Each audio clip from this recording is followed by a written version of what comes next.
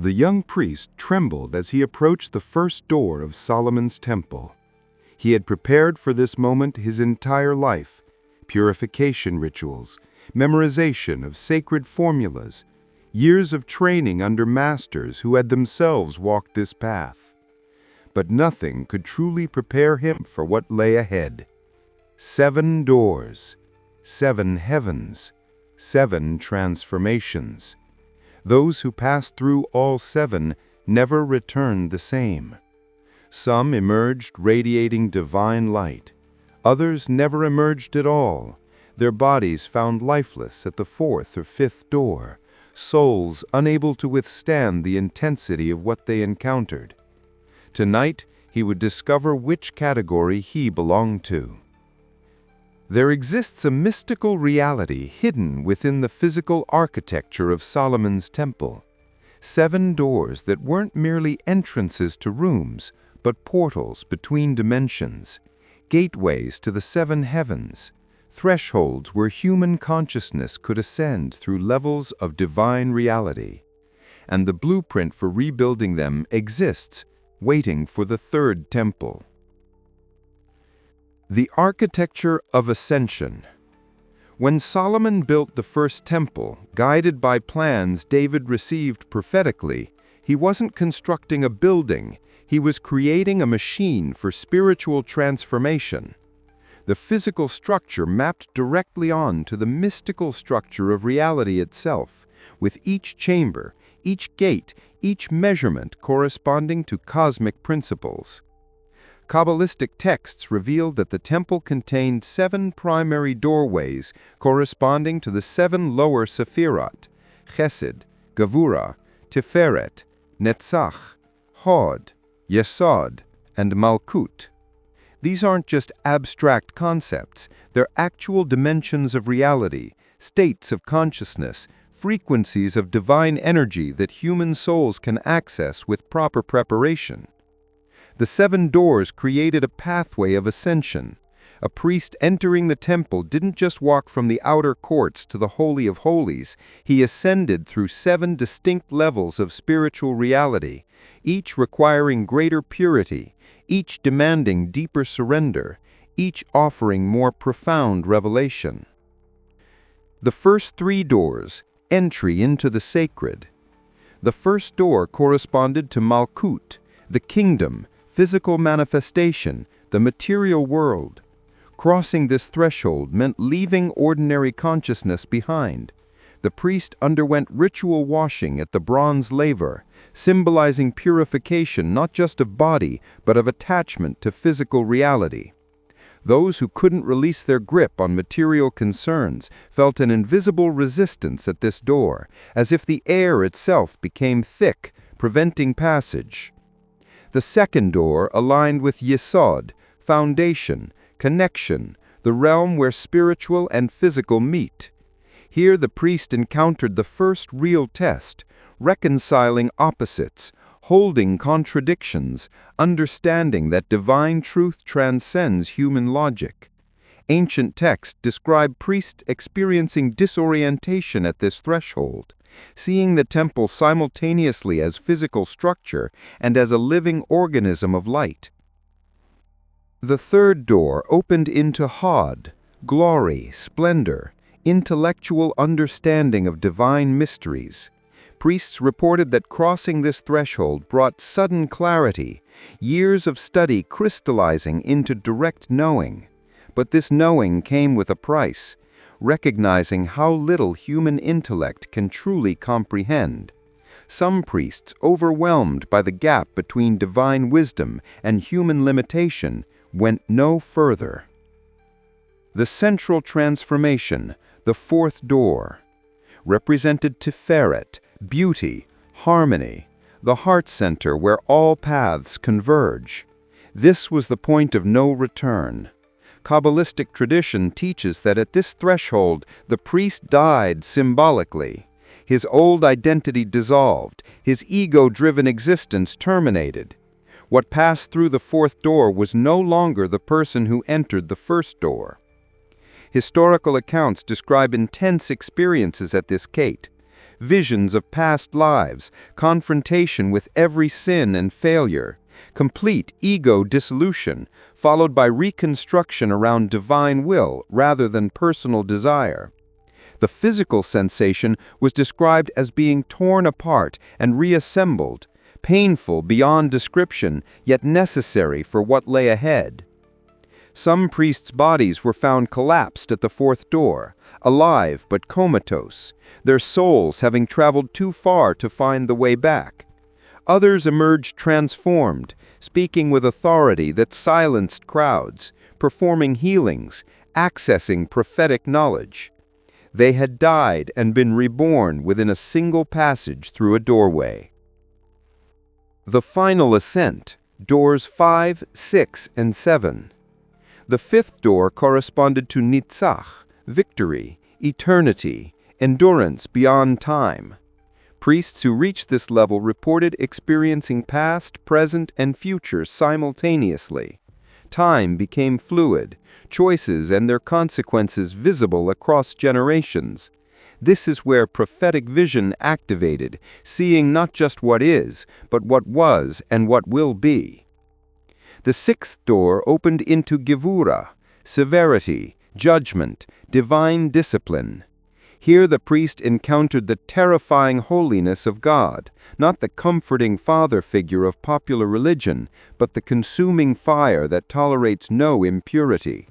Many priests reported overwhelming fear at this threshold, the instinct to flee nearly irresistible. Passing required absolute surrender, acknowledging that one's life belonged entirely to God, with no reservations, no conditions. The eighth door led to chesed, mercy, loving kindness, infinite compassion. After the terror of the sixth door, this came as relief beyond description. Here the priest experienced divine love so intense that it erased all fear, all doubt, all sense of separation. Kabbalists describe this as the level where the soul knows itself as part of God, distinct yet not separate, individual yet united. The eighth door, reserved for 1 day a year. But there existed an eighth door, the entrance to the Holy of Holies, corresponding to the upper Sefirot beyond the 7 accessible levels. Only the high priest could pass through, and only once a year on Yom Kippur. This door didn't lead to another level of heaven, it led into God's direct presence, the place where reality itself originates. Entering unprepared meant instant death. The high priest wore a rope around his ankle so his body could be dragged out if he died inside, because no one else could enter to retrieve him. This wasn't symbolic danger. Priests died at this threshold with some regularity when they attempted passage without perfect preparation. Tomorrow, we reveal what happened in each heavenly realm accessed through these doors, and why the Third Temple's reconstruction will restore this pathway, opening access to dimensions humanity has been cut off from for 2,000 years. The high priest Ezra stood before the seventh door, his body trembling from the journey through the previous 6 gates. Behind him lay hours of transformation, purification, dissolution, terror, and ecstasy beyond human language. Ahead lay the final threshold before the Holy of Holies. He had witnessed 6 heavens, each more incomprehensible than the last. 6 levels of reality that most humans never glimpse. But the 7th heaven awaited, and beyond it, the 8th door, the place where God's presence dwelt so intensely that unprepared flesh simply ceased to exist. He whispered the final sacred name, stepped forward, and the door opened. Now you'll discover what exists beyond each door, why accessing these realms transforms consciousness permanently, and how the Third Temple will restore humanity's access to dimensions we've been severed from since 70 CE. The first heaven, purification and release. Beyond the first door lay what Kabbalists call Shamayim, the first heaven, the realm of clouds and atmospheric phenomena. Here, priests encountered the storehouses of rain, snow, and wind mentioned in Job. But this wasn't meteorology. It was the level where divine will begins manifesting into physical reality, where spiritual intention starts condensing into material form. Priests described seeing prayers ascending from earth as streams of light, some reaching higher realms while others dissipated before arrival, their lack of sincerity preventing ascent. They witnessed how human actions on earth created ripples throughout the heavenly dimensions, how a single kind deed generated cascades of light, while cruelty created expanding darkness. The transformation at this level, recognition that the physical world is just surface, that deeper realities exist beneath apparent circumstances, that what seems solid is actually fluid and responsive to consciousness. The second and third heavens, connection and knowledge. The second heaven, accessed through Yesod's door, contained what ancient texts call rakia, the firmament where stars and celestial bodies reside. But priests didn't see astronomical objects. They saw the spiritual forces these bodies represent, the angelic intelligences governing cosmic order, the mathematical precision underlying creation. Here, time became visible as a dimension rather than a linear flow. Past and future existed simultaneously with the present. Priests could observe cause and effect across centuries, seeing how choices made generations ago shaped current reality, how today's decisions would echo through unborn generations. The third heaven, accessed through Hod's door, housed the Garden of Eden, not the earthly paradise lost in Genesis, but its heavenly template still existing in pristine perfection. The tree of life stood here, guarded by the cherubim with flaming sword. Priests who reached this level reported seeing the blueprint of perfection, the divine intention for creation before corruption entered. The fourth heaven, death and rebirth.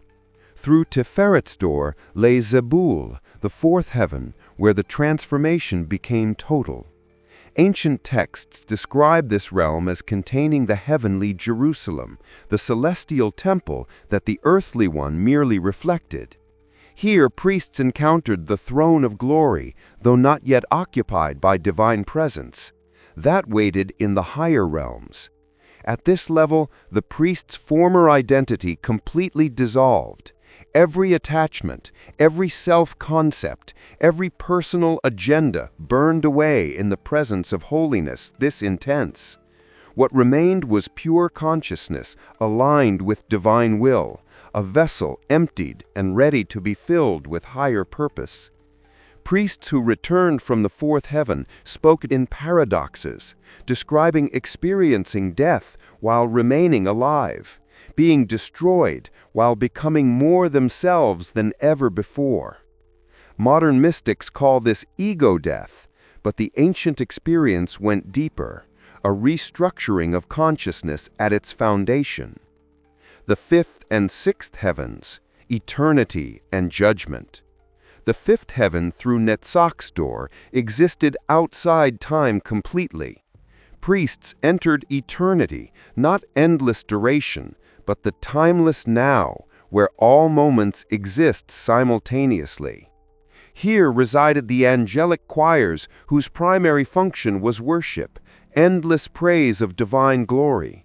But their worship wasn't repetition. Each moment contained infinite novelty because they experienced God's infinite creativity directly. Priests accessing this realm gained prophetic sight, not predicting the future, but seeing how present choices connect to ultimate outcomes, perceiving the threads of destiny weaving through apparent chaos, understanding divine providence operating through human freedom. The sixth heaven, through Gevor's door, proved the most terrifying. Here dwelt the angels of judgment, the forces of divine severity untempered by mercy. priests encountered their every failure, every sin, every moment they fell short of their purpose. The experience was described as standing in fire that burned away everything false, leaving only what was truly of God. Yet those who endured this judgment emerged with authority. Having been tested and refined, they could now wield spiritual power without corruption, could speak divine truth without mixture, could serve as channels for healing and transformation. The seventh heaven, the throne room. Through the seventh door, accessed via Kesed, lay Arabath, the highest heaven accessible through the seven gates. Here existed the actual throne of glory occupied by divine presence. Here the highest angels, Seraphim, Cherubim, Ophanim, surrounded the throne in continuous worship. Priests who reached this level could go no further through the seven doors. They stood at the boundary between accessible and inaccessible divinity, between what humans could experience and survive, and what exceeded creaturely capacity entirely. The sensation was described as standing before an ocean of light so brilliant that physical eyes would instantly blind, yet spiritual vision could perceive infinity. At this level, the priest received direct communication. Not words heard externally, but knowing implanted directly into consciousness. Divine commands, prophetic messages, solutions to impossible problems, all downloaded in an instant of contact with the source. The eighth door, beyond human access. The Holy of Holies, accessible only through the eighth door by the high priest on Yom Kippur, didn't lead to a seventh heaven. It opened into Ein Sof, the infinite beyond all heavens, the divine essence beyond all manifestation. Entering this space meant standing in the presence of God Himself, unmediated by angels or heavenly realms. Only one human per year, prepared through a lifetime of purification and a week of intense ritual, could survive this encounter. The high priest emerged transformed beyond recognition, carrying atonement for the entire nation, his very presence radiating holiness that could heal or destroy depending on the spiritual state of those who approached him. When the third temple rises, these doors haven't existed physically since 70 CE. For 2,000 years, humanity has been cut off from direct access to these heavenly realms. Mystics and prophets occasionally glimpse them through spiritual practice, but the pathway Solomon built, the systematic ascent through 7 levels, has been closed. But Ezekiel's vision of the third temple includes these same 7 gates. When reconstruction occurs, the doors between worlds will reopen. Access to the 7 heavens will be restored, and humanity will remember what we've forgotten, that physical reality is the lowest level, that 7 higher dimensions await, and that we were designed to walk between worlds.